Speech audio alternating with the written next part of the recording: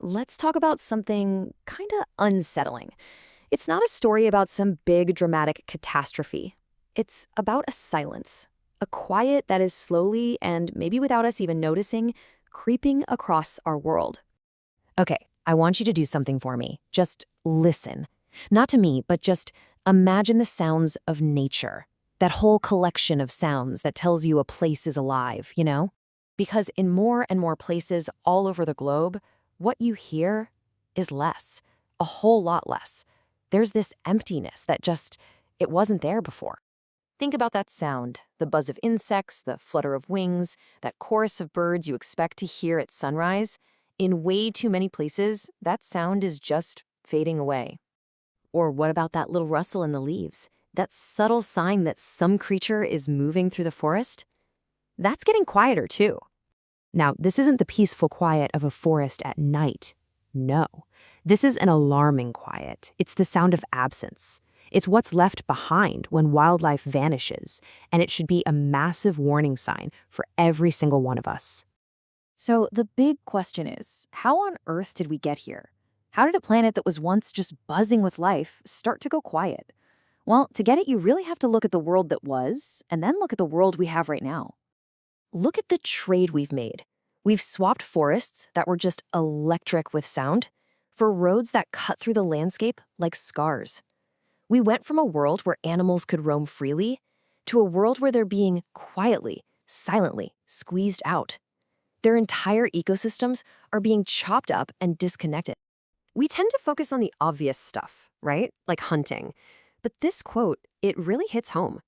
It points to a much bigger, more relentless danger, the constant hum of development, the bulldozer. And this silent takeover, it doesn't happen all at once. It's a bit-by-bit thing. A forest is cleared over here for farms.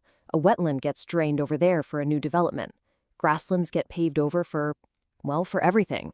Each time, it's a slow and steady erasure of a home. And the thing is, in the face of all this, wildlife is completely voiceless.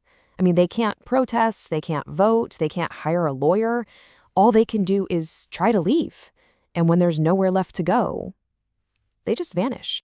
But it's not just the stuff we can see, like the concrete and the construction sites.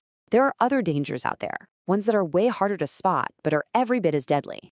The real problem is this idea of accelerated change. See, animals have always adapted to new things, but they did it over thousands, even millions of years. We are changing the entire planet in a matter of decades. Evolution just can't keep up. It's not even a fair fight. And here are the agents of that change. The invisible killers. Plastic that's literally choking our oceans.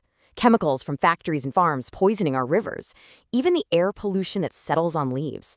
This stuff disrupts everything, from what animals eat to their ability to even have babies. The whole system starts to collapse. So if all this is going on, if the planet is literally getting quieter and these massive threats are everywhere, why isn't this the biggest story every single day? Why don't we seem to notice? The honest answer? We're distracted. Our lives are so loud. We're glued to our screens, living in digital worlds.